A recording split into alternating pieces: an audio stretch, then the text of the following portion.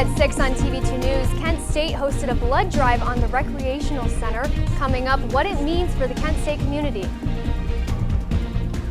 The new business building is still under construction, but we have more details as to how this building will benefit Kent State students. Students took over Risman Plaza last night to protest the screening of a film. How this is affecting the Kent State community. And the FCC is adjusting their Protection Act to hold more legal tools to help fight AI robocallers. All this and plenty more as TV2 News starts right now.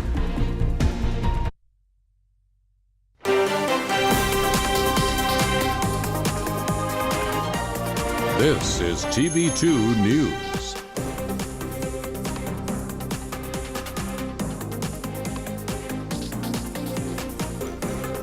Good Thursday evening, Portage County. I'm Sydney Brown. And I'm Dom O'Brien. Thank you so much for joining us tonight.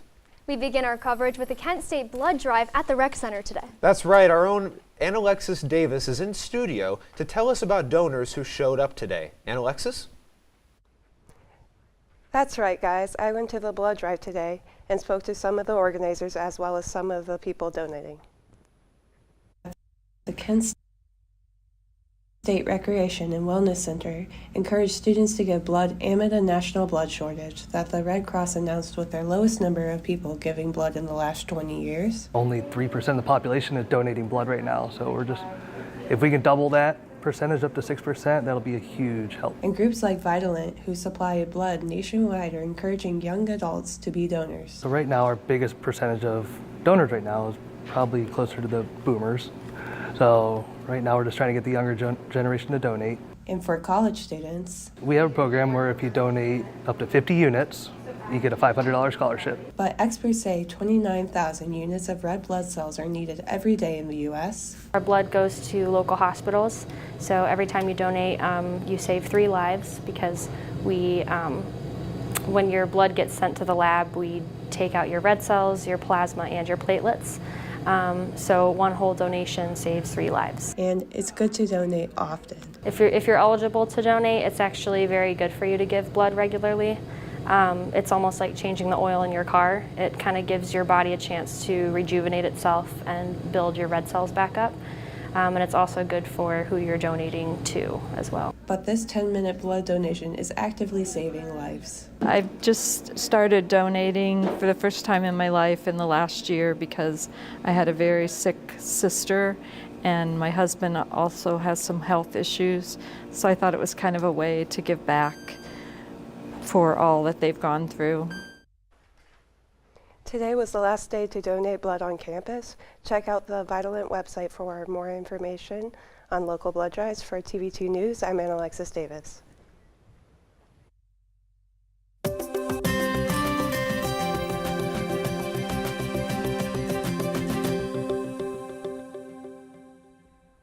What's poppin', Portage County? It's Chief Meteorologist Josh Aponte here, and let's take a look at your weather forecast. So right now we are sitting at a very nice, very warm 51 degrees, and it's only a little bit cloudy out there, so not really too bad. We were out just before this newscast tossing around the football, so it was very fun. And as at Michael Neenan, this man right here, Michael Neenan, what he would be joyful to tell you, it's a perfect 10-mile visibility outside right now. Absolutely beautiful. Now let's take a look at some temperatures around here in Ohio, and it's looking very warm, very warm. It will get down later tonight, but I will let you know in my second block. But right now we are sitting at those nice mid-50s right now. We got 53 up in Lima, the Lima Beans, as I would say. 52 up in Akron, so it is a little bit more chilly up by the lake, but not too bad. And 56 in Columbus. All around, not too shabby here in Ohio. Now let's zoom on in and take a look at some temperatures here in Northeast Ohio. And it's basically the same. We're sitting at those mid to lower 50s right now. We have 52 up in the land. And 49 up by Ashtabula by the lake. So it is a little bit more chilly up there, but honestly, not too bad. Now that's all I have for you right now, but I'm going to make you say, wow, when we come back and show you your 7-day forecast coming up later. Back to you guys at the desk. Thank you, Josh. Now we switch over to an update regarding the new business building under construction on East Main Street. That's right. And our own Tyler Schlosser has information as to what this will do for business administration students. That's right, you guys. I went around and got the latest on Kent State's largest current construction project. Here's what I found. The Ambassador Crawford College of Business and Entrepreneurship is set to open a new building for classes this fall, and the construction is progressing steadily, with high hopes from faculty to open on time. This construction comes as the current business and admin building is getting cramped.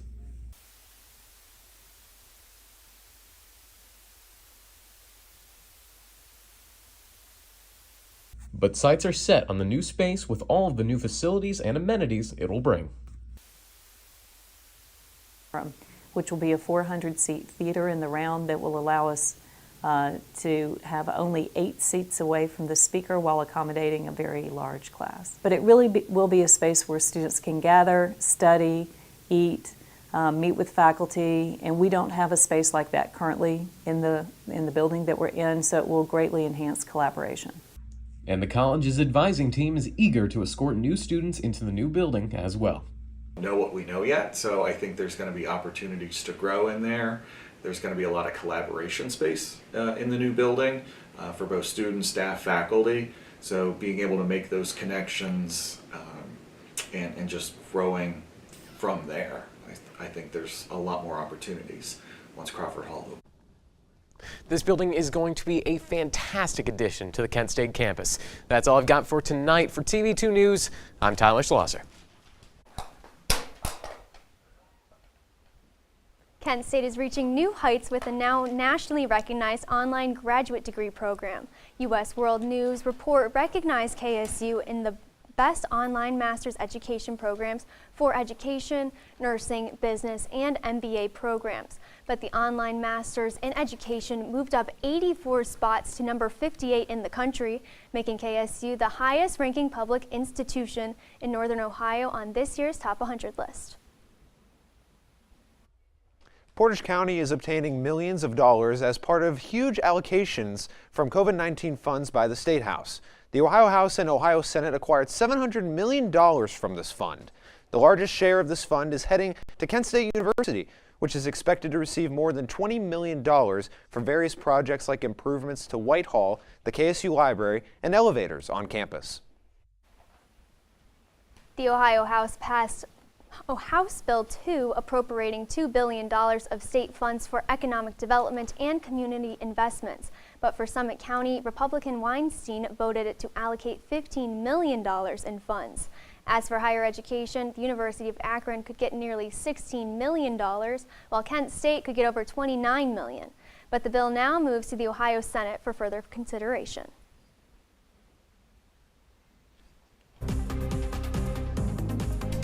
The two key states decided to take Donald Trump off its ballot, and the Supreme Court heard arguments today. What was Trump's reaction to the case and what it means for the election season? Protests arise on campus involving conflicting views with a film shown to college Republicans. More details on after this.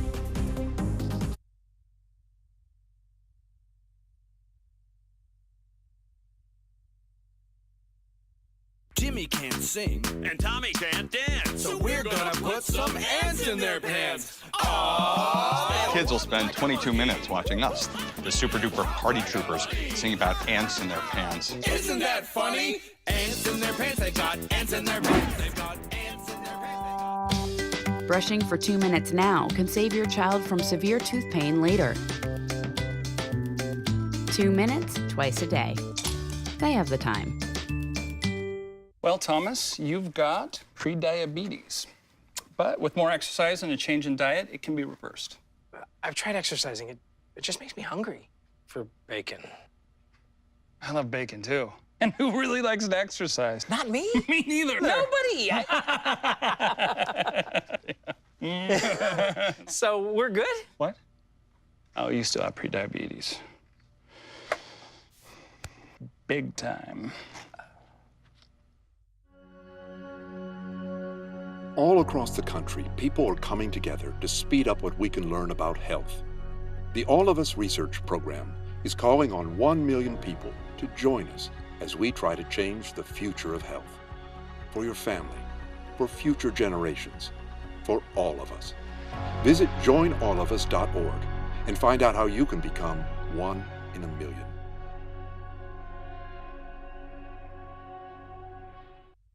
So, I just moved in with this family, and it's embarrassing.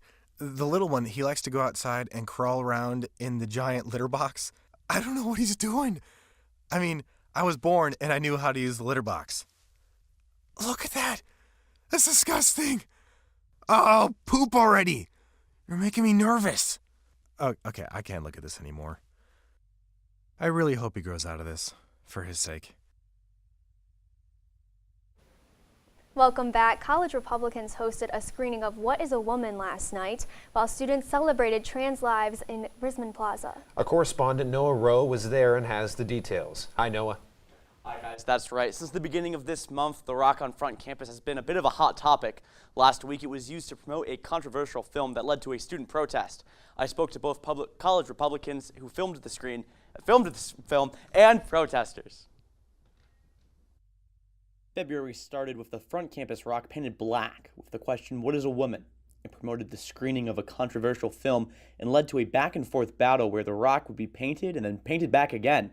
LGBTQ+ students on campus organized a protest at the same time that this film was being screened. I don't appreciate that they're showing it. I understand why they're showing it because of their own backgrounds and lack of understanding of other people. The movie was created by a political commentator named Matt Walsh, and the film's IMDb page says that it explores the changing concepts of sex and gender in the digital age, particularly the transgender rights movement and anti-trans bigotry. The college Republicans say their goal wasn't disrespect, but starting conversations. We had such great success last year. We actually got a lot of new members to join.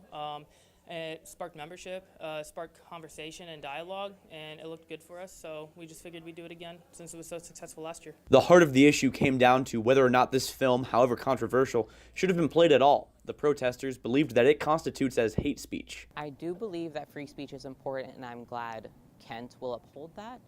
It's just the repercussions. Now across the state, Governor Mike DeWine announced today that they are backing off on their plans to impose rules that would have restricted gender-affirming medical treatment for adults in a way no other state has done. The rules proposed by 2 state departments would have required patients under 21 to receive at least 6 months of counseling before starting hormone treatment or receiving gender-affirming surgery. You can read more about both the protest and the screening of What is a Woman on KentWire.com. For TV2 News, I'm Noah Patrick Rowe. Now to Chief Meteorologist Josh Aponte for more weather.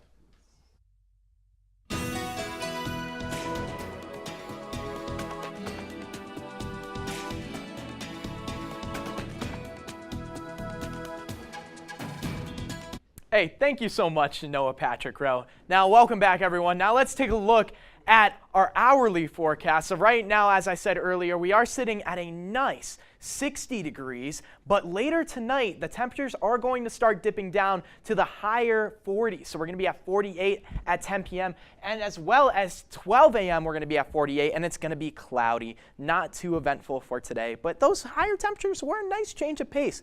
Now let's take a look at what weather we're going to have for the rest of this week with our 7-day forecast, and it's going to be quite cloudy, I will say, but these temperatures are going to make you want to say, never going to give you up, never going to give you down, but those temperatures are going to start going down.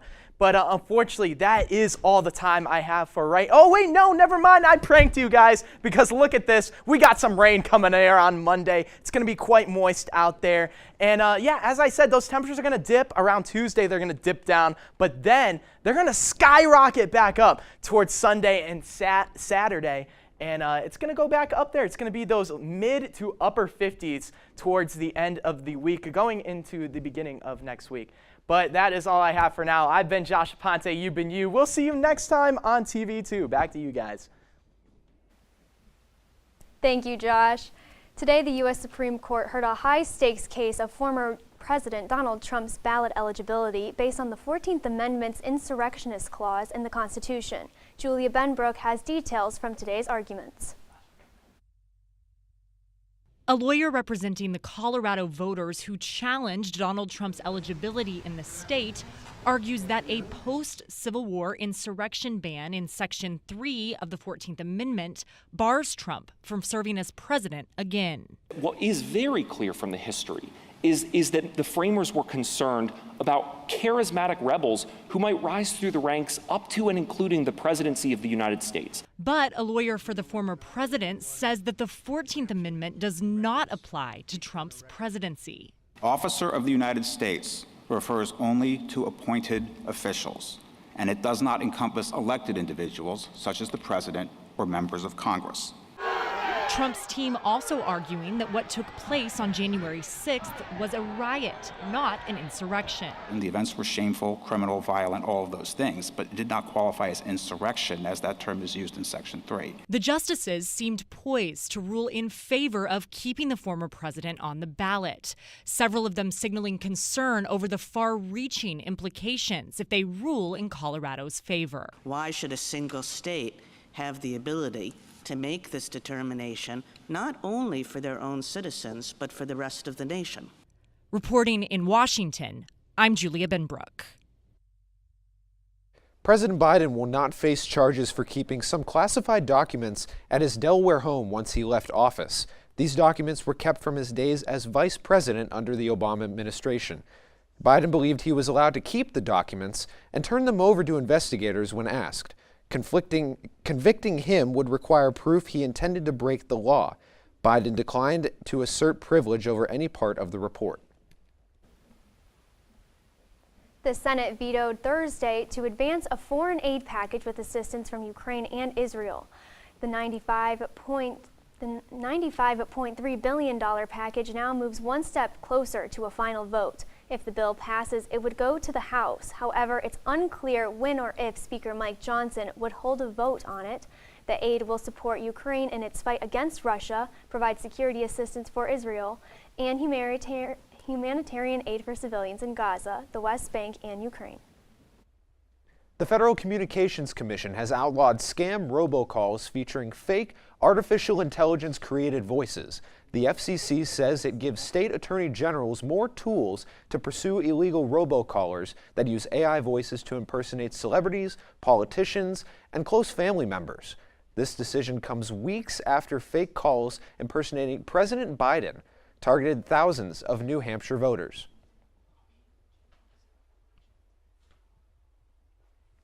Coming up, the 2024 Olympic medals are featuring a new design where winners will keep a piece of France forever. What exactly that is, later on. Kent State women's basketball is heating up, but did they take down Western Michigan last night at home? We tell you how it all went down.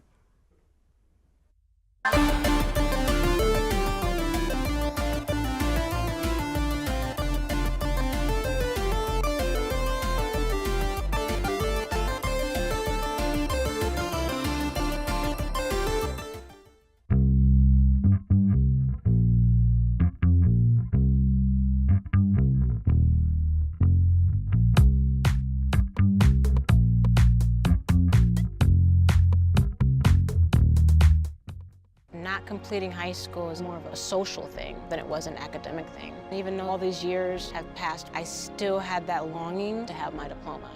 I have a mentor, and she convinced me to continue my education.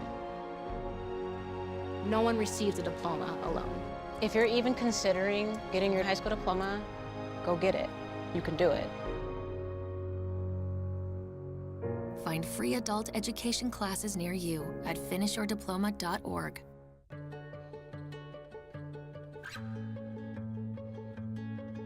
I feel like her heartbeat is like same speed as mine, and I think we have this like deep connection, this heart connection in her heart, that there's room for me and Mom. When I'm holding her, it makes me feel calmer. It's a sensory thing. It's a thing with Asperger's. She's really good with Anya.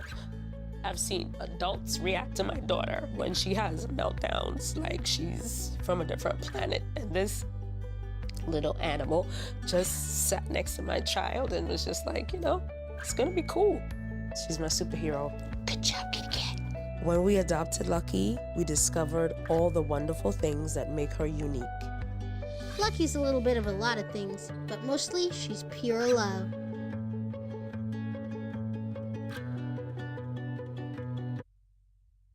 And now, your TV2 Sports Report.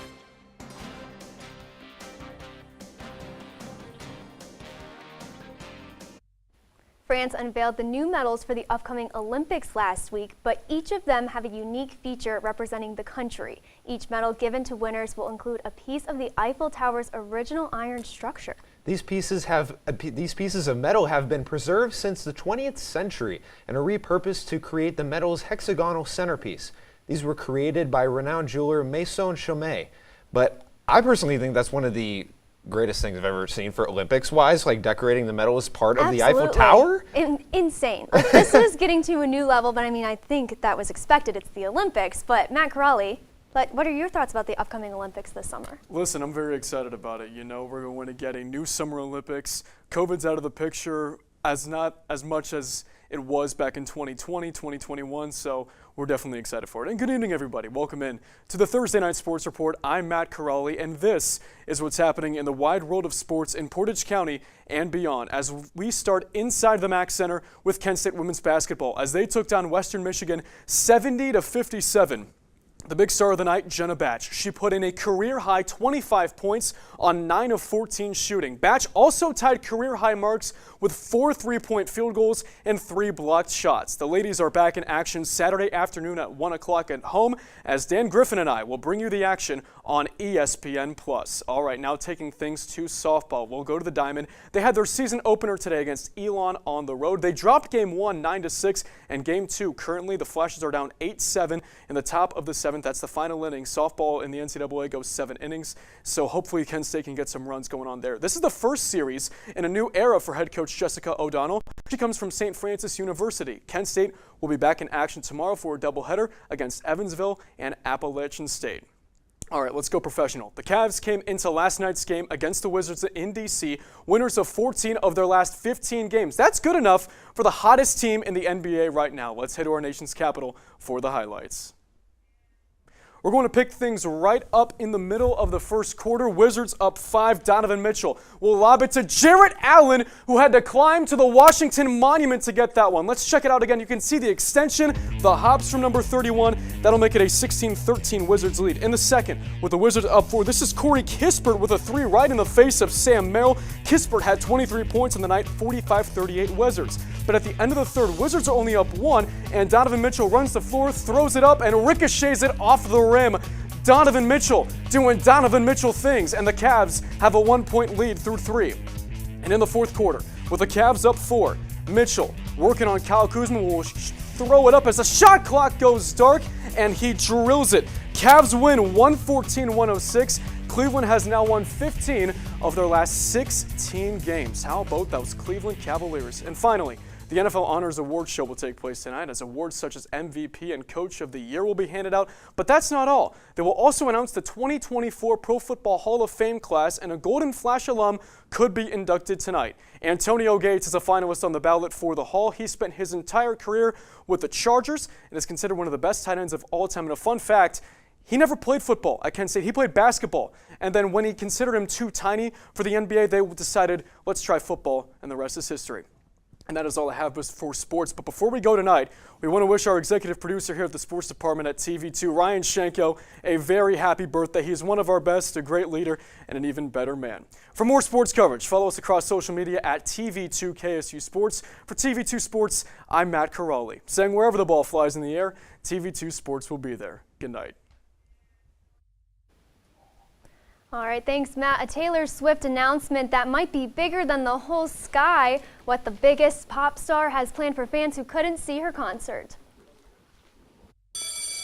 Good morning. Hope you all had a good weekend and are ready to be inspired. One quick thing I want to remind you guys to be studying. Major key alert. Did you just look at your phone while you was in class?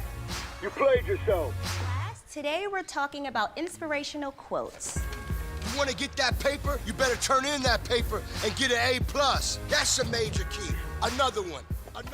Mogul talk. You want to reach the mountaintop, you got to go hard. To succeed, you have to believe. Stay focused. Fly higher than the eagle. Don't ever play yourself. The key is to make it, so make it. Louise, can you give me an example of an inspirational quote from recent history? Don't play yourself. The key is to make it. And who said that? I did. Now that's a major key alert. Learn the real major keys to getting to college at getschool.com.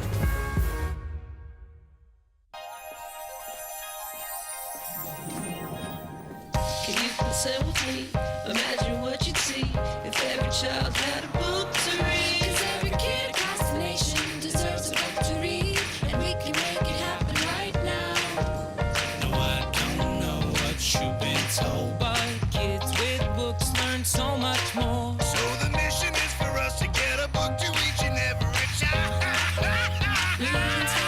So let's join hands, book people unite, unearth hidden passion. Come on, have a good time. Planting seeds of inspiration to motivate some magic. To change the writing on the wall, writing on the wall. And make a difference. One book can inspire a child. One book can be the first thing that helps to change a life. People unite. Read to a child today and spark a lifetime of ambition. The Cruel Summer of the Eras tour is now officially coming home to Swifties. Disney announced Wednesday that Taylor's version of the record-breaking film will stream exclusively on Disney Plus starting March 15th. And it will include 4 additional acoustic songs, the popular single Cardigan. The movie is nearly 3 hours long and was filmed over 3 nights at SoFi Stadium in Los Angeles this past summer. And when one music pop star to the other, Beyoncé made an announcement of her own earlier this week. She will be announcing a new hair care line called Sacred, but not spelled like sacred. It's not clear what products will be offered, but a trademark request filed in 2022 allows the company to produce items like styling tools, vitamin supplements, and hair accessories. Beyoncé told her Instagram followers she always dreamed of carrying on her mother's legacy. That's pretty beautiful, isn't it? That's so sweet. But I think both of these artists are such entrepreneurs as well. Like, this is crazy, everything they're getting out of their musical industry too. Yeah, their career has been expanding upon bigger things in music, and we really haven't seen much like this, and it's awesome to see. It's awesome for us to witness. It's awesome for us to talk about. Absolutely. It's so cool. But we ourselves also want to wish Ryan Shenko a happy birthday. I know we said it twice, Happy but birthday, we Shenko. really love him. We really respect him. We appreciate you for all that you do for us. And that is going to be all the time we have for you tonight at 6. Thank you so much for joining us. Make sure to follow TV2 News on social media at Kent Wired to stay up to date with the latest. I'm Dom O'Brien. And I'm Sydney Brown. Have a great night, Portage County.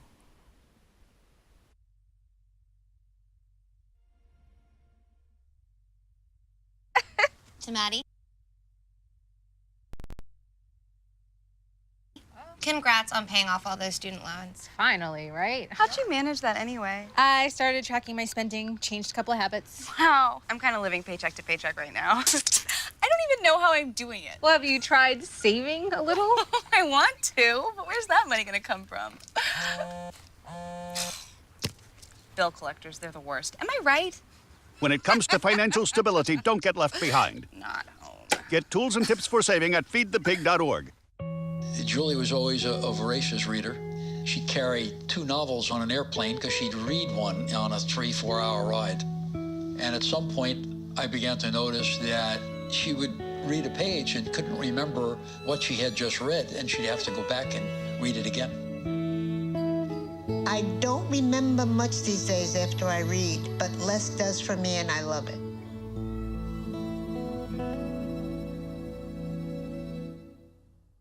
There's a lot of fear in coming back to school. I'm a 40-year-old man that walked in there to get his high school diploma.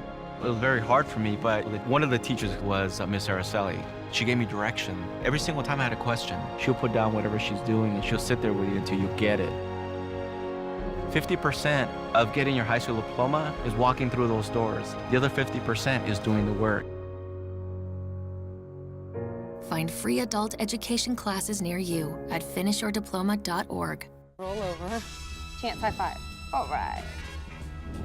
When you adopt a shelter pet, you discover all the things that make them unique. And your mother and I am totally a hot person, right guys? Thanks for being honest. They're a little bit of a lot of things,